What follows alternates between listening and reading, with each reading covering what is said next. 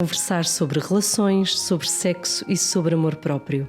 O meu nome é Catarina Beato e este é o podcast A Vida Resolve-se Sozinha. Isto é bom dia, boa tarde, boa noite. Eu vou confessar que eu costumo adormecer a ouvir um podcast. Espero que, se este podcast der sono a alguém e for esse o caso, portanto, boa noite. Se for daquelas pessoas que gostam de ouvir os podcasts no trânsito, é bom dia. Hoje tenho aqui outra Catarina, porque eu precisava de um especialista para falar de algo que eu desconheço. Vou-te dizer o que é. Eu sei o que é ser mãe solteira, fui mãe solteira, ora, portanto, deixa fazer as contas, 9 anos. Sei o que é ter uma relação com alguma maturidade, porque já nos conhecemos tarde, 37 anos, mas a minha relação é muito recente. E eu tenho uma curiosidade que é como é que se mantém uma relação que no teu caso já existes há mais tempo com aquele homem do que sem ele. É verdade. Porque eu estive a fazer as contas, vocês vão fazer 21 anos Certo. que estão juntos, que deram um beijo em março. Bem, tiveste a investigar a minha Foi vida. a única coisa que investiguei, foi quando é que vocês tinham começado. Sim. E depois vi que tinha havido um beijo em março no teu blog. Exatamente. O vosso primeiro beijo que ia fazer 21 anos. E vocês ainda não têm 40. Pois não. Fizemos 39. Eu fiz 39 agora. E o António é mais... Ele é só mais velho que eu 6 meses. Pronto, portanto, ele faz em junho os 40 deste ano, né? E eu faço em outubro. Pronto. Em outubro. Portanto, é mais de metade das vossas vidas com a mesma pessoa.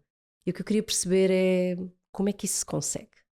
Olha, às vezes até eu me pergunto isso, sabes? Do género, como é que isto se consegue de facto?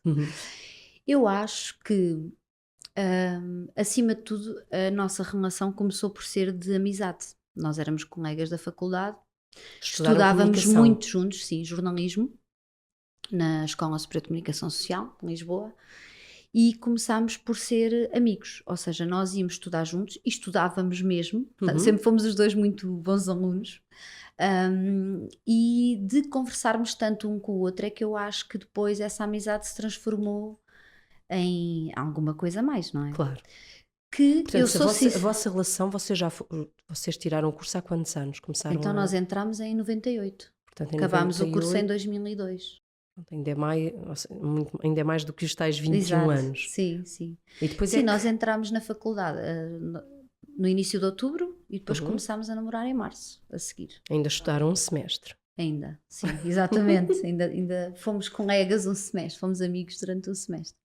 Mas eu acho que termos começado por aí foi um bom alicerce, acho que tornou assim a coisa mais forte.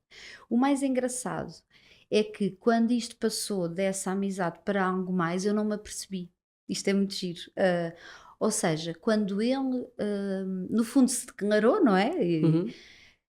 Mas ele fez uma declaração direta ou deu a entender? Não. Ele foi dando a entender, pronto. Okay. E falava-me, só que eu era muito cega para essas questões, porque eu nunca tinha tido propriamente um namorado, nunca tinha tido nenhuma relação, era muito fresquinha nestas coisas. A minha mãe enviuvou, portanto, com 60, perto dos 60, e nunca tinha tido ninguém sem ser o meu pai. E quando estava, para mim, de forma completamente nítida, a ser cortejada por aquele que é hoje o seu companheiro, o seu namorado, a minha mãe, eu um dia até brinquei e disse: mãe, mas tens a certeza? Eu acho que está aí qualquer... E a minha mãe dizia: mas tu estás doida? Impossível! Portanto, isto acontece aos 60, no teu caso aos 18. Aconteceu-me aos 18, 19. Não tinhas a menor ideia. Que era, pronto, havia aqueles namoricos do verão, mas pronto, nada de sério, não é? E entretanto, quando ele me diz aquilo, assim, queres tu ver... Porque para mim era impossível. Depois é assim, problemas de autoestima. Eu estou farta de falar nisto no blog, não é? Foi uma coisa que me acompanhou desde sempre. Então eu olhava para ele e se calhar já olhava com outros olhos, porque também eu já devia estar pelo menos um bocadinho apaixonada, não é? Claro. E para mim não fazia sentido aquele rapaz à minha frente gostar de alguém como eu, sabes? Que era demasiado. E eu digo isto porque era a verdade do que eu sentia. Não é sequer estar a dizer, olha, coitada, está a dizer isto para a gente dizer o contrário. Não, era a realidade. Portanto, eu com os meus problemas todos de insegurança, de autoestima gravíssimos, nessa fase então eram mesmo graves. E de repente há ali uma conversa mais simpática, contou uma história toda dos amores e desamores, que era para eu ficar a saber de tudo, pronto, assim uma série de coisas engraçadas. Aquela base da sinceridade. Exatamente, total. pronto. Mas não deixou de ser uma surpresa quando ele me disse que estava apaixonado e gostava de saber se havia alguma hipótese e se podíamos, no fundo, experimentar, ver como é que a coisa corria. E ele até brinca muito com isso, porque eu na altura comentei com uma amiga minha que achava que ele era muita areia para a minha caminhoneta, mas por causa dos meus problemas de insegurança e de autoestima, não é? E ele ainda hoje goza com isso, não é? Mas sabes que eu quando vi o Pedro pela primeira vez, o meu pensamento e a minha forma quase de me desculpar é: ele é tão giro, tão mais giro do que eu, que de certeza que nem sequer gosta de mulheres, portanto não vou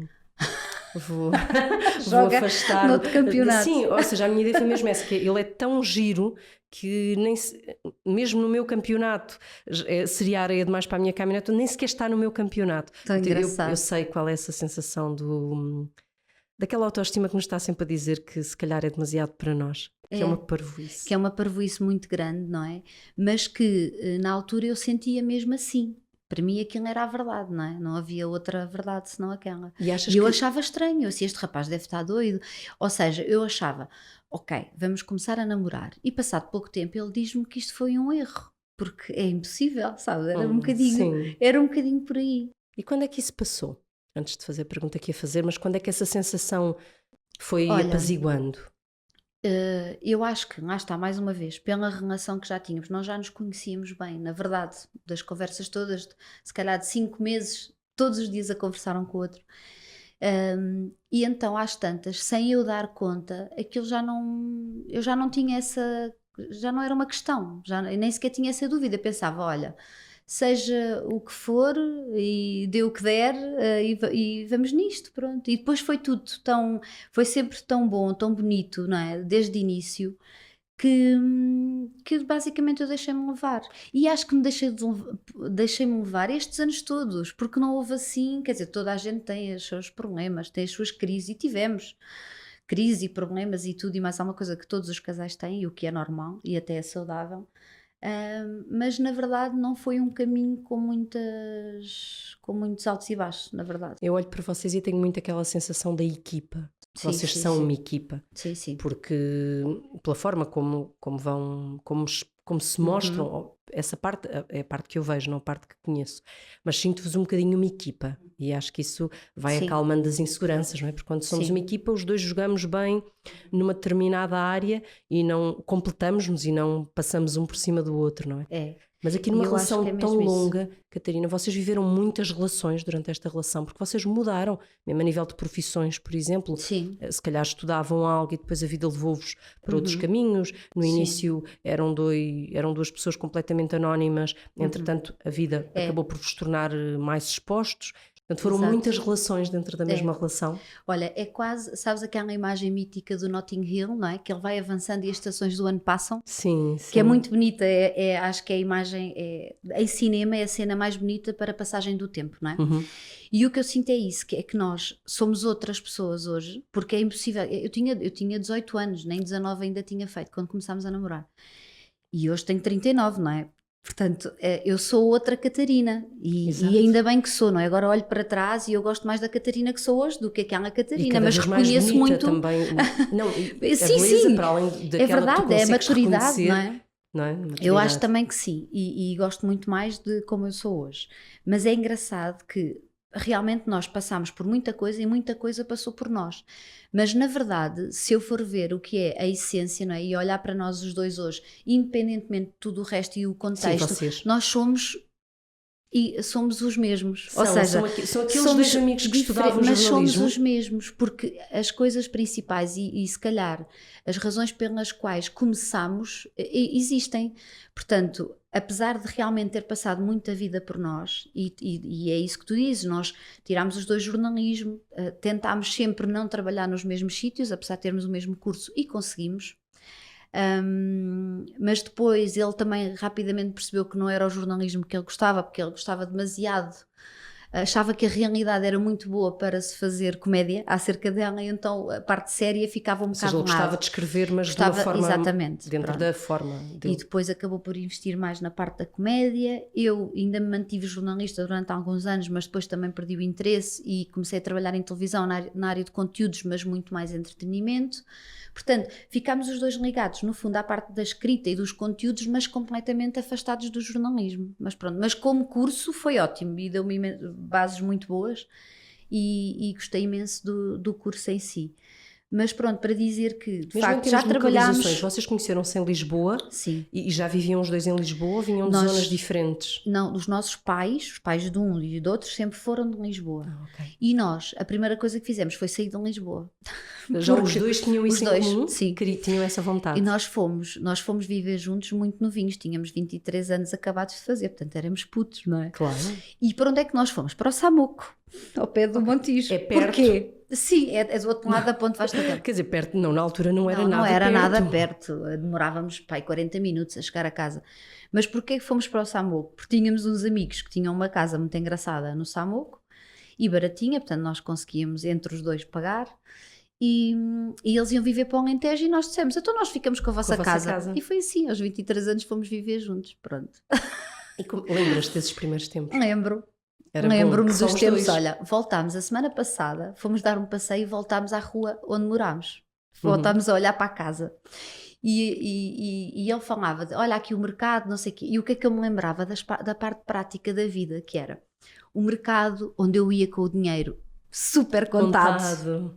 E então ia ver, ok, ia à bancada do peixe, escolhia o peixe, não sei o quê, depois nas maçãs, depois via, vou levar também os brócolos, e depois olhava para não sei o quê e dizia, olha, pese-me lá 4 laranjas, depois olhava para as moedinhas na mão, então olha, leve 3.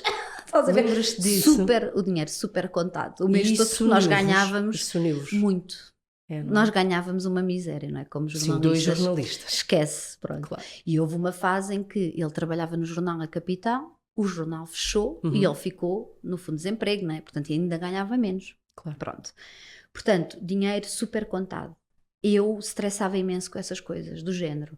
Tu já eras e és muito organizada. Muito organizada. E eu pensava, como é que isto vai ser? Super preocupada, estou aí as contas por pagar, não sei o quê, até que um dia decidimos os dois, porque eu era miúda, não é? Eu tinha 23 ou 24 anos, e de repente eu digo, olha, faltam 10 dias para acabar o mês, e nós temos para aí 20 euros, imagina. Tudo bem, tínhamos as contas pagas, a renda, a luz, mas tínhamos 20 euros. Eu sei, como é que vamos fazer isto? Nunca pedimos dinheiro aos pais, nada, zero. E pensámos, olha, se calhar é a primeira vez, vamos ter que pedir.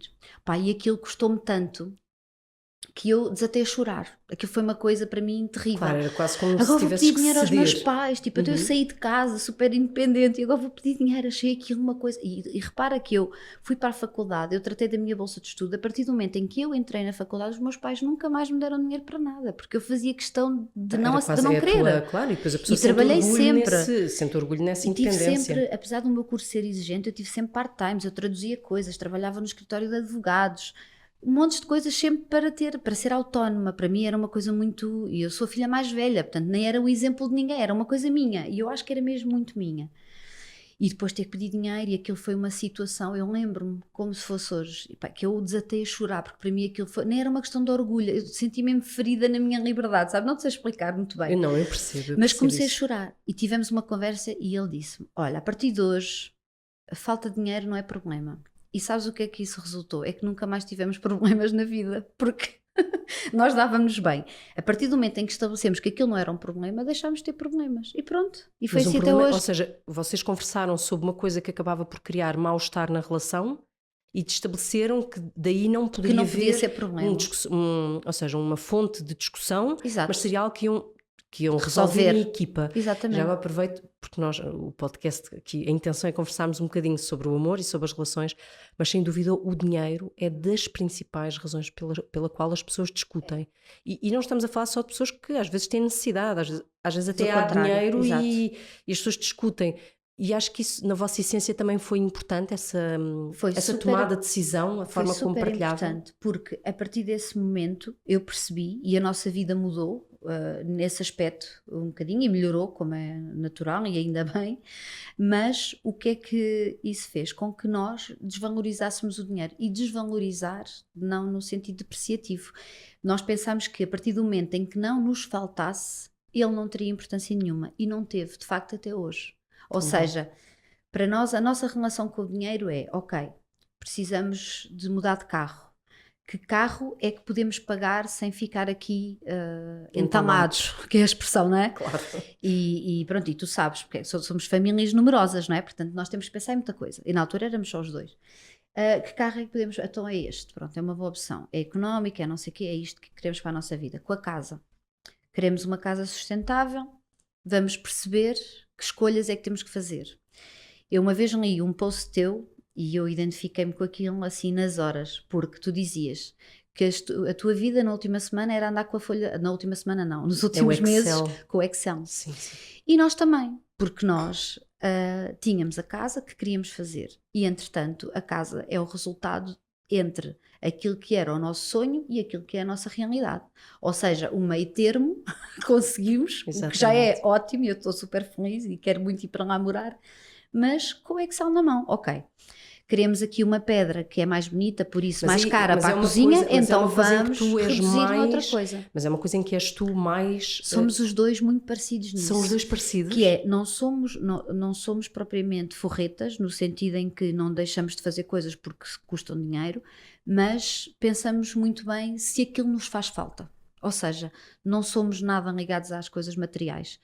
Portanto, se um carro custa menos 10 mil, para nós está bom, não vamos comprar um que custa mais 10 mil. Eu não tenho dúvida nenhuma que das coisas que me estás a dizer em relação a esta minha primeira pergunta, que era como é que se consegue uma relação longa e boa, não tenho dúvida que a amizade ser a base é uma das coisas fundamentais, mas essa questão de partilharmos valores que são base numa relação, nomeadamente a questão do dinheiro, também tem sido fundamental na vossa... Eu acho que sim. Na vossa saúde em termos de casal. Sim, sabes, e é perceber que pronto, a vida melhorou nesse sentido. Eu hoje vou ao supermercado e eu posso comprar os iogurtes de que eu gosto. Laranjas para todos. E laranjas para todos. 5 laranjas, não.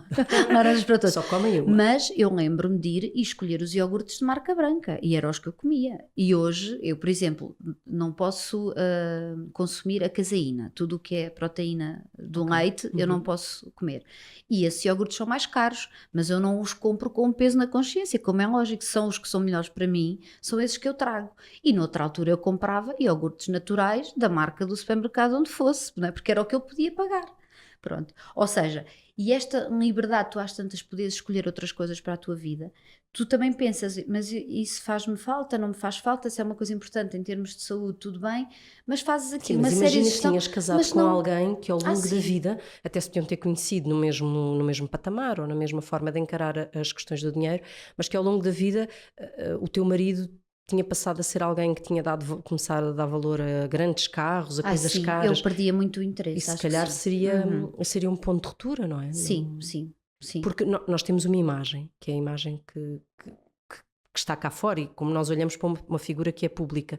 Mas o engraçado é que quando nós vemos, vocês têm esse ar de gente normal que mantém essa essência de que tu falavas.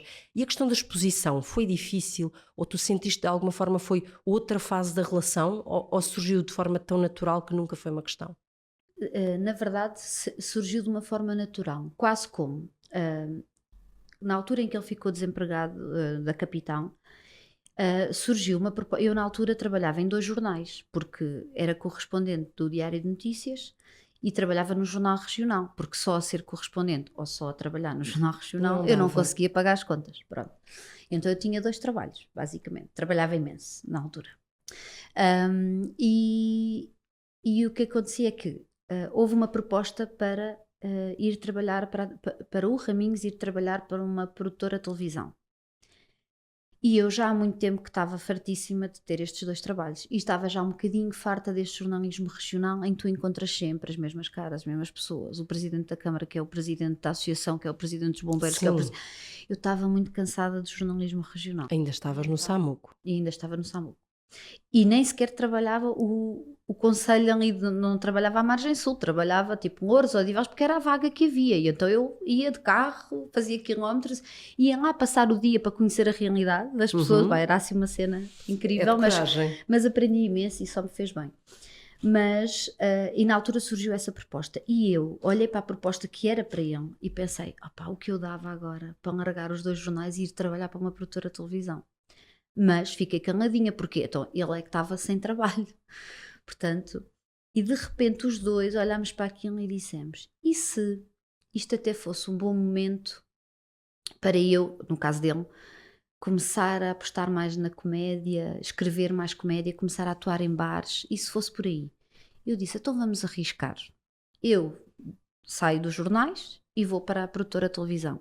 E tu fazes isso, escreves comédia, investes nisso, ainda não sei existiam filhas? Não, ainda não existiam filhas. Também por isso é que eu acho que nós cometemos essa loucura nessa altura. E porquê que era loucura?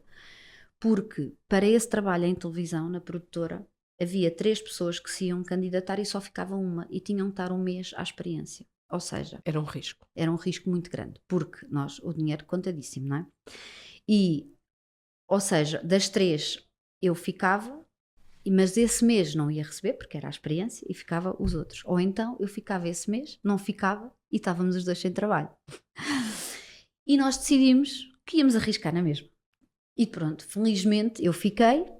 Por acaso a produtora de televisão, na altura, pagou-me esse mês de trabalho, porque gostou do meu estágio, da minha experiência, e pagou-me, e correu tudo bem até hoje. Mas podia não ter corrido, de facto. E nós, para ser honesta, eu acho que nem tínhamos plano B, do género, olha, se calhar depois vamos ter que... Nós nunca pensámos assim, se eu não ficar, o que é que vai acontecer?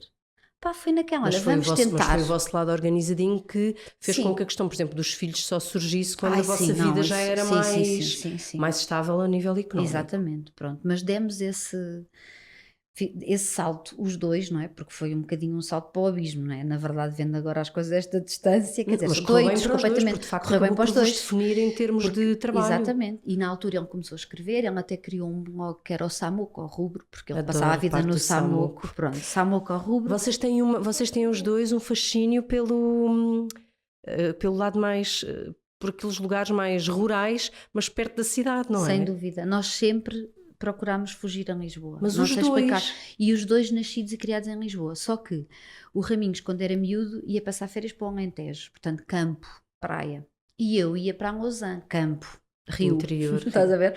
Portanto, eu acho que nós os dois queríamos muito fugir da cidade. Eu acho que isso também é fundamental para uma relação funcionar, porque aí somos os dois muito parecidos. E nós tivemos 3 anos em Lisboa, a viver num Lumiar. E tivemos esses 3 anos... à procura de casa fora de Lisboa, que foi quando depois fomos viver para Mafra. E daí de Mafra para a Ericeira, que é onde estamos hoje e de onde eu não pretendo sair, ou nós não pretendemos sair. Mas pronto, foi assim. Eu acho isso fundamental. Eu com o Pedro, uma das coisas que no início surgia era onde viver, não é? Porque a casa onde eu vivia nunca seria, não cabíamos lá todos. De certeza, eu tinha muita vontade de continuar no centro de Lisboa, entretanto Pedro já tinha mostrado que gostava de sair, eu nunca, pronto, mas ainda hoje eu sinto que o facto de vivermos num lugar em que os dois somos felizes é fundamental para que a relação também esteja bem. E vocês acham muito giro como é que 2 pessoas de Lisboa, com os pais em Lisboa, gostam de viver assim para a cintura rural mesmo, não é? Sim. Agora vocês são os 2 apaixonados pela Ericeira? Sim, completamente. Eu acho que nós primeiro éramos apaixonados pela nossa... Éramos e ainda somos apaixonados pela aldeia para onde fomos morar, para Mafra. Ainda somos. Pela aldeia, pelos vizinhos, por aquela comunidade que se criou, uma segunda família que se criou ali. Mas tiveram a vossa primeira filha onde?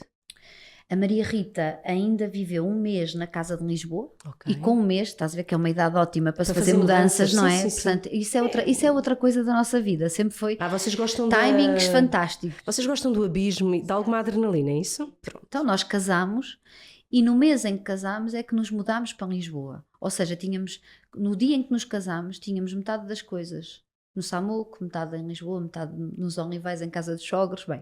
Uma dispersão completa. Eu acho que sim. Pronto, e a Maria Rita viveu 1 mês, de facto ainda montámos o quarto para ela, porque achávamos que íamos ficar ali mais tempo. montámos o quartinho para ela, portanto ainda teve um mês lá, e depois com um mês então fomos para esta casa da Cachoça, da aldeia que se chama Cachoça. Cachoça? Em Mafra. Sim. Para esta casa de campo, que foi a nossa casa até há 2 anos, pronto.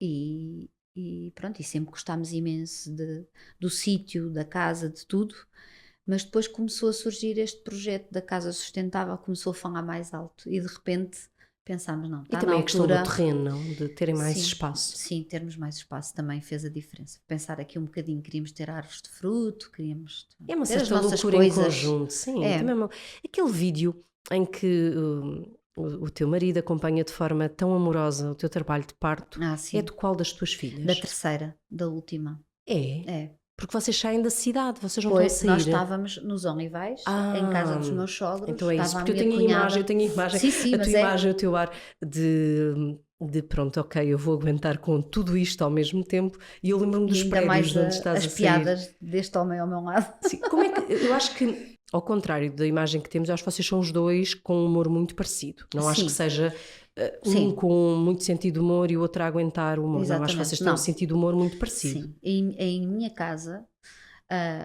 principalmente o meu pai e o meu tio, que é irmão do meu pai, sempre foram muito cómicos, na maneira de falar, muito irónicos.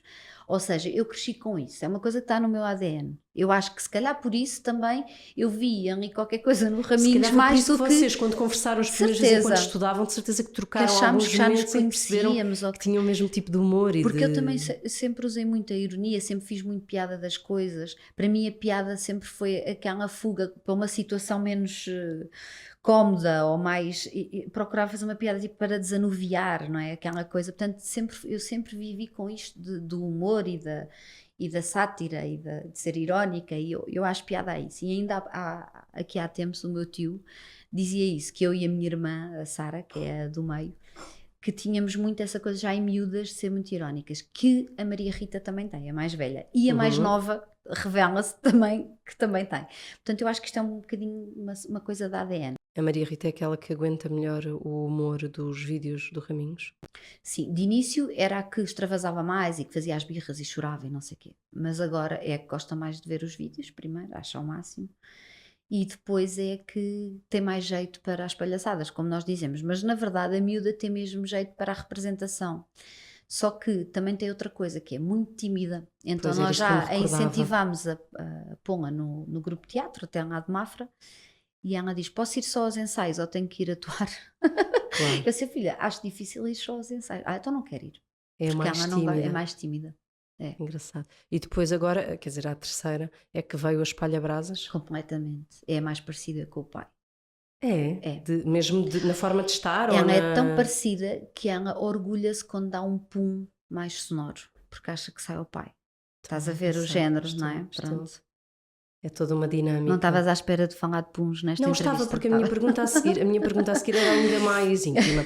Porque há uma coisa muito curiosa, porque eu acredito que tem um lado do humor, mas uma vez que é exposto, o Raminhos fala muito da questão de adoro pornografia. Está sempre a repetir essa sim. frase. Sim, já gostou mais. E isso foi uma coisa, eu acredito que isso tem um lado de humor e um lado de realidade. Era alguma coisa que te incomodava ou foi algo que vocês sempre conversaram sobre isso? Era uma coisa dele. Eu nunca gostei, porque eu acho que os filmes deviam estar melhor escritos. Atualmente existe, eu não sei se tens noção, se calhar era uma área, nós já lá vamos, mas tu és uma grande produtora de conteúdos, uma grande escritora, e neste momento, principalmente em Espanha, há uma nova tendência em termos da área da pornografia escrita por mulheres, com qualidade. Eu custa-me um bocado dizer, porque quer dizer, aquilo terá qualidade para algumas pessoas. A questão é com conteúdo, com uma história que está mais do que...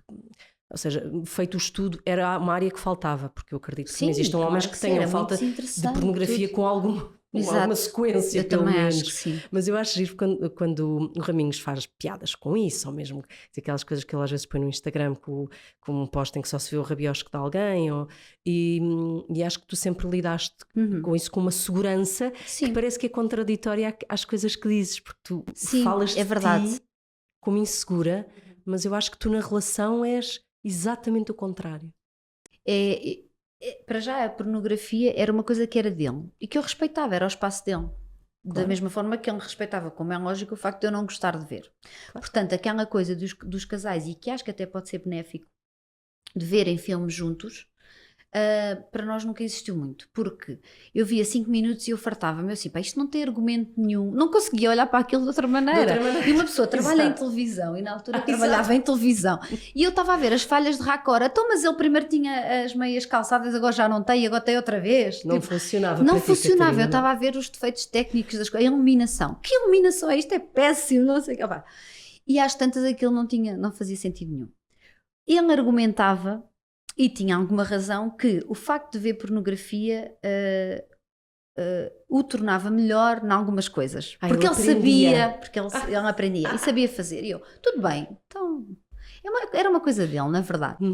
E como é lógico, eu não sentia que as meninas que apareciam nos filmes fossem concorrência à minha pessoa. Mas não é? há quem Portanto, sinta isso. Eu não sentia. Eu assim, isto é uma realidade paralela, isto não se cruza. É a adrenalina dele, mas há imensas pessoas que se sentem inseguras. Não, nada disso. Porque a pessoa gosta de ver outras mulheres, ou no Nada teu caso disso, não. E é isso que é engraçado em ti, Não, Catarina, é porque mesmo. a tua atitude, e eu acho que lá está, também será uma resposta e que eu tomo um bocadinho como exemplo para alguém que tem uma relação tão longa, que é primeiro o respeito pelo outro, não é? Porque as pessoas já são quem espaço eram. do outro, não é? Claro, e isso não interfere em nós enquanto equipa ou enquanto casal. Mas por outro lado, essa segurança que te permite que ele faça ou piadas, e isto no teu caso é público, mas Sim, enquanto sim, casais isto acontece. Imagina alguém que, olha, o meu pai muito facilmente fazia piadas sobre outras mulheres e a minha mãe ficava verdadeiramente magoada. E ele nunca foi capaz de deixar de fazer, a minha mãe sempre se sentiu muito magoada e aquilo não era nada fácil de gerir entre eles. E portanto acho muito giro que, apesar de falares dos teus problemas de autoestima, tenhas sido ao longo destes anos todos uma mulher tão segura no espaço do teu marido. E sabes que eu acho que uma das razões, e olha que acho que nunca tinha pensado nisto, agora está-me aqui a baixar uma coisa, está-me a cair uma ficha. Viste a luz. Está-me a cair uma ficha. Não, mas na verdade, estas questões da autoestima eram uma coisa mesmo minha e aliás, era uma coisa só minha, porque a pessoa que estava comigo procurava a todos os momentos contrariar essa minha insegurança. E isso é verdade, pronto, era uma coisa muito, seja pelo elogio, pela várias maneiras, pronto, contrariava isso, ou seja, não alimentava nada, pelo contrário, dizia assim, isso é uma coisa que tu tens que ter noção que é só tua, tu vês defeitos onde eles não existem, pronto, ou seja, eu acho que o facto de termos uma pessoa assim ao nosso lado, que faz com que esta autoestima seja uma coisa quase, que é muito nossa e que se calhar nós vemos de outra forma e damos outra dimensão que as pessoas não dão, e às vezes até acho que isso nos torna incompreendidas, ou as pessoas acham que nós estamos só a tentar chamar a atenção, e não é nada disso. Mas eu acho que o facto de ter essa pessoa ao meu lado dessa maneira me fazia desvalorizar completamente todas as outras questões. Por exemplo, há uma coisa que o Raminhos gosta de fazer ainda hoje no Instagram, que é pôr fotos de raparigas muito jeitosas. Sim, sim. Em que diz assim, que engraçado, tenho um cortinado igual àquele, que é um pormenor alfa. E o que é que acontece? Que eu às vezes cruzo-me com algumas imagens e digo, olha, esta era gira para tu fazeres aquela coisa que tu fazes. E as pessoas dizem, como é que aguenta isto? Não fica chateada? Eu a pensar assim, bem, a última fotografia até fui eu que lhe dei, tipo, porque para mim isso não faz sentido. Mas é aí que entra o conceito de equipa, mas há segurança, sentido, Catarina, eu acho que tens que se calhar o Raminhos contribuiu, não tenho dúvida nenhuma que contribuiu para que tu vivesses nessa bolha de amor que te permite ganhar uma confiança que não vinha de trás, não é? Mas é engraçado porque vocês nisso são uma equipa que se respeita e que se entende e se calhar se existem dicas ou coisas que possamos dar para relações felizes, se calhar a compreensão, o respeito pelo espaço do outro é fundamental. Sem dúvida. E tu, entretanto, apesar dessas questões, foste fazendo também o teu percurso, primeiro no jornalismo, depois nas produtoras e neste momento muito focada na produção de conteúdos também. Sim, só isso. Eu, entretanto, pelo meio ainda tive uma empresa de eventos com uma amiga, mas entretanto eu percebi que se eu queria escrever, eu tinha que estar só a escrever, porque eu não conseguia conciliar isso com outras coisas o teu que lado me muito distraíam. Organizado. Exato. Claro. E eu acho que, tu sabes, quando tu queres muito fazer uma coisa, isso é ao mesmo tempo a tua maior fraqueza e a tua maior força. Pois é. Ao mesmo tempo, na mesma medida. Dá muito medo, mas dá muita força. Ou seja, escrever sempre foi, mas desde miúda, eu sei que isto parece aquele clichê, gosto muito de escrever desde criança, mas desde miúda, eu partilho que isso. eu sempre adorei escrever. Eu tinha cadernos escritos, eu escrevia como se não houvesse amanhã. escrevia. Olha, tinha muito mais inspiração na altura do que hoje, que me custa muito mais e que sai-me tudo aqui das entranhas. Mas também porque a disponibilidade era outra, não é? Mas sempre gostei muito de escrever. Mas eu queria que a escrita fosse quase uma coisa paralela, ou um plano B. Porquê? Porque apesar de eu gostar muito, eu não ficava com medo de me desiludir a mim, em primeiro lugar, e desiludir as outras pessoas. Para além de ser aquilo que gostavas, tinha um lado de paixão em que tu queres sempre a aprovação dos outros, em que os outros digam, sim, és boa nisto. E tu queres ser boa, é isso, e tu queres ser boa naquilo. Tu podes não ser excelente, mas tu pelo menos queres ser boa naquilo. Tu queres assinar e sentires orgulho no que está escrito, não é? Uhum. Seja uma coisa para, sei lá, seja um conteúdo que tu produzas para uma marca, que não devemos desvalorizar, não é? Porque temos que ser orgânicos, aquilo tem que ter a ver com a nossa vida. Seja um livro. Pronto, e eu, felizmente, o ano passado consegui escrever 2 livros, que foi maravilhoso. Um que assinei e fiz um ghostwriting, pronto. E foi uma experiência maravilhosa e tive um bom retorno dos 2, não é? De maneiras diferentes, porque um é infantil e o outro não, e correu muito bem. Mas agora estou a escrever outro, que estou a mais de metade e que aquilo me está, sabes, quando tu lês assim... Já não é infantil. Não. E é muito pessoal, e então aquilo que está-me a sair aqui é muito, custa muito, é um processo doloroso quase. É quase uma terapia. Mas pronto, que tu fazes contigo, não é? Dizem, quando falam em escrever livros, eu não me considero escritora. Eu também não. Eu acho que podem-me chamar autora, porque de facto, quer dizer, tem que me chamar alguma coisa para eu escrever os livros, mas escritora não. Acho que ainda é cedo. Sou sentir-se produtora de conteúdos, mas tu vais ensinando nesta altura, por exemplo, sim, na área das redes sociais. Nas redes sociais, está a ser muito gira a oficina de escrita para redes sociais, que mistura um bocadinho. No fundo é uma análise de como é que devemos escrever, e aí vou buscar muitas coisas ao meu curso, porque se formos ver bem, comunicar de forma simples e eficaz é uma base comum a vários tipos de comunicação, pronto. Uhum. E eu percebi nas coisas que tinha ainda do jornalismo que havia muita coisa que a gente devia adotar para as redes sociais. Sim, sem dúvida. E é isso que eu passo nessas as oficinas, são 3h30 que passam a voar. Eu já equacionei até por aquilo mais tempo, porque eu acho que depois nunca tenho tempo para tudo o que quero, mas na verdade é porque eu gosto mesmo. E para mim, eu vou para aquelas oficinas, e isto também parece um clichê, mas é a mais pura das verdades, eu saio tão mais rica, ou seja, eu vou supostamente passar conteúdo às pessoas, mas eu venho a aprender imenso do que os outros têm potencial. Quando é que é a próxima? A próxima é dia 25 de janeiro. Se este podcast passar depois disso, diz-me a data seguinte. A tua data seguinte é 1 de fevereiro. Ok. Pronto, são 2 sábados seguidos. A de 25 é em Lisboa, na Red Apple, e a de dia 1 é na Mercearia Biu, lá na Ericeira, que tem uma série de salinhas e vamos fazer lá.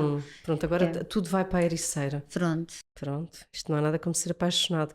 Olha, voltando ao início, se eu tivesse que perguntar qual é a tua essência, agora... Ai, meu Deus. Tens 30 e vais fazer 30. Eu tenho 39. Uhum. Irás fazer 40, mas é... 40 em outubro. Só em outubro. Pronto, mas é o ano dos 40. Exato, Vocês são do ano 0, são de 80. E portanto vais fazer 40. E falavas-me há pouco que se tivesses que olhas para trás, vês tu e o Raminhos a estudarem no primeiro semestre, portanto com 18 anos, e tu dizias há pouco que se olhares para trás vocês mantêm a essência. Qual é a tua essência? Epá, eu não sei, sabes que é muito difícil nós falarmos de nós, não é? Eu sei, mas ainda difícil. Te vês aquela miúda adolescente com problemas de autoestima? Epá, os problemas de autoestima ficam eu acho que são crónicos. Estás à frente de outra Catarina assim, não é isso? Mas são crónicos. Eu acho que às tantas, se eu não os tivesse, era quase como se eu perdesse uma parte de mim e eu não saberia lidar com isso. Portanto, é assim, eles estão cá, mas muito mais arrumadinhos. Ou seja... Eu gosto muito mais do que vejo ao espelho hoje do que quando tinha 18 e acho que as questões mesmo em relação ao corpo e ao peso acabam por ser secundárias, porque há muitas coisas muito mais importantes, e mesmo quando eu falo dos meus problemas de autoestima, eu faço questão de passar esta mensagem, que é: temos que viver bem com aquilo que somos, não podemos fechar os olhos, no sentido em que, se olhamos para nós e achamos que podíamos fazer um bocadinho mais, até por uma questão de saúde, não tanto de imagem, ou não mesmo de imagem, de saúde, então devemos fazer. Eu não gosto nada de treinar e estou a treinar porque eu quero ser uma pessoa, quero continuar a ser uma pessoa saudável. Tens que ir plantar coisas e colher os frutos das árvores. Exatamente. E pronto, Claro. eu acho que na casa nova vou ter muito mais essa... Não, vou mas gastar tens muito que mais treinar energia. para isso. Mas estou a treinar, pronto. Mas eu não queria nada voltar àquela miúda de 18 anos porque era muito insegura. Ou seja, eu posso continuar a ter os meus problemas em relação à minha imagem, mas tenho uma segurança que ganhei ao longo dos anos, não é? É um trabalho que se faz. Com psicoterapia, com muita coisa. Psicoterapia. Psicoterapia é ótimo para nós e para quem nos rodeia. Eu sei que tu também te revês nisso, que é muita capacidade de tirar fotografias e de perder algum tempo a olhar para elas. Sim.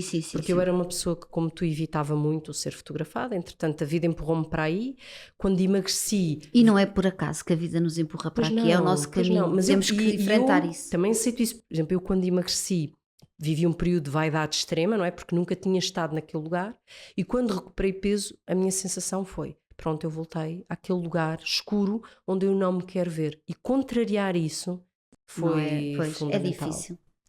Mas tem que ser, tem que ser. Caramba, todos os discursos que fizeste sobre amor próprio, e afinal o amor próprio só estava naqueles quilos que tinhas perdido, não pode. Acaba por ser ridículo, não é? Quando nós conseguimos olhar para nós como um todo, percebemos, pá, caramba, era muito parvo perder tudo o resto só por isso, que é um pormenor, não é? E é um pormenor. É um pormenor muito grande. E é engraçado, tu nunca sentiste, por exemplo, que o Raminhos olhasse mais ou menos, quer dizer, tu sempre foste amada, gostada, desejada, exatamente como és. Exatamente, sim. Tu é que ias criando os teus bichinhos, não é? Exatamente. É impressionante, nós nisso somos maus. E eu acho que isso também me fazia investir muito pouco em mim.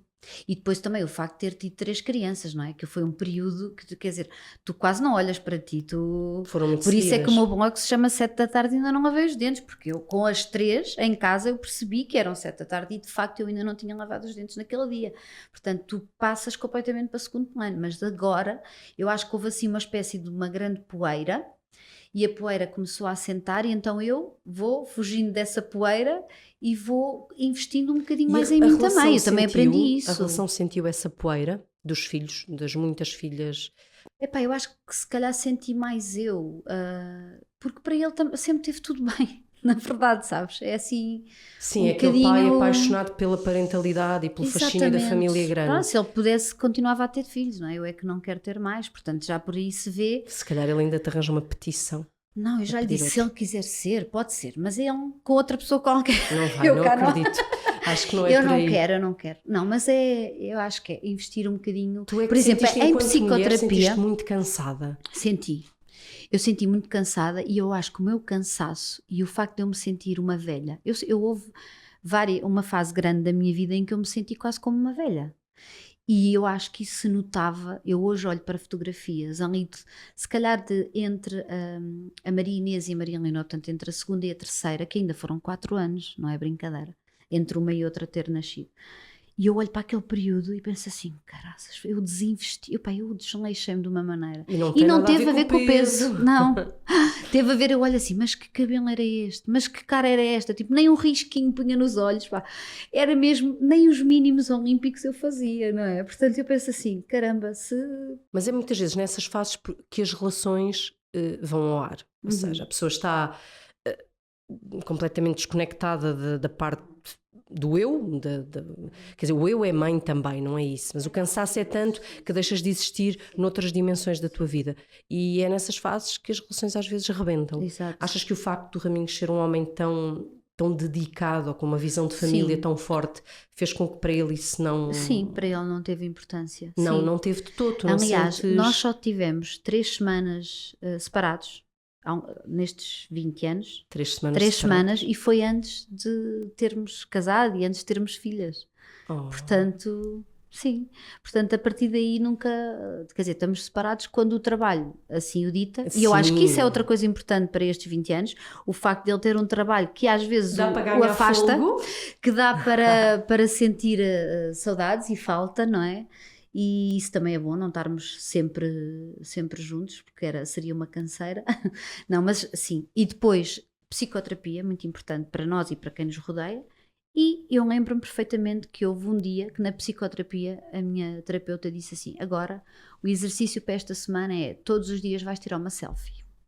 Que era um exercício que eu ainda hoje continuo a achar ridículo. Eu acho ridículo o gesto de tu tirares uma fotografia a ti mesma e estares a sorrir ou estares a parecer assim, estás desprevenida quando és tu que estás a tirar a foto. Pois eu não sou psicanalista nem terapeuta, mas eu tive que fazer isso. Mas eu tive que fazer é um exercício brutal. Tinha que fazer isso. Tinha que, em 5, estás a ver como os treinos, em 7 dias da semana, em 4 eu tinha que me maquilhar, mesmo que não saísse de casa.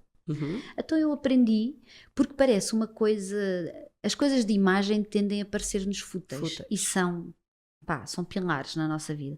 E o olhares para ti e gostar, é isso, é a questão do self-care, não é?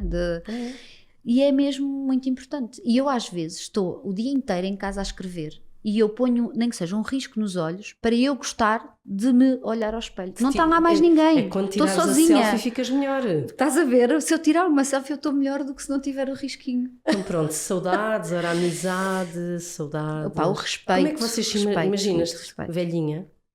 Imagino-me, com o raminho no lar, na casa. Na casa, de preferência. Espero que consigamos juntar dinheiro para ter alguém a cuidar de nós na nossa casa.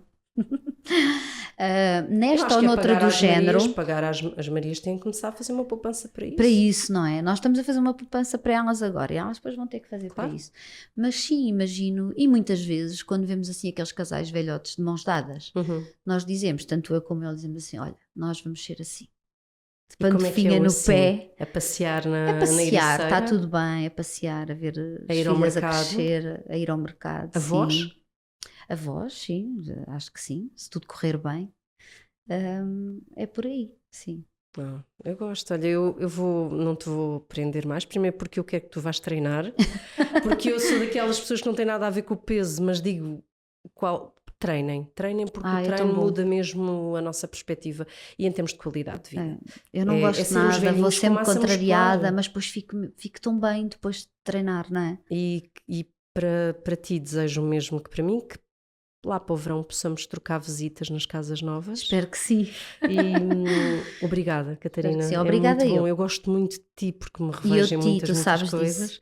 E gosto muito, muito da vossa relação porque acho que das maiores lições que tiro, porque quando te casas aos 37 anos fizeste os trabalhos de casa, pelo menos em desejos ou na forma como vês os outros, e eu acredito muito no conceito de equipa e vocês são uma boa equipa. Acho que sim.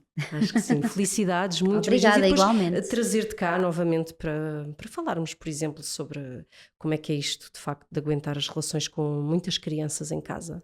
Fala de intimidade quando mesmo. quiseres. Boa? Então vá. Beijinhos, Catarina, obrigada. E até para a semana aqui na Vida Resolve-se Sozinha. Eu hoje não vou explicar a frase, portanto tenho que ouvir ou o episódio anterior ou o próximo. Obrigada.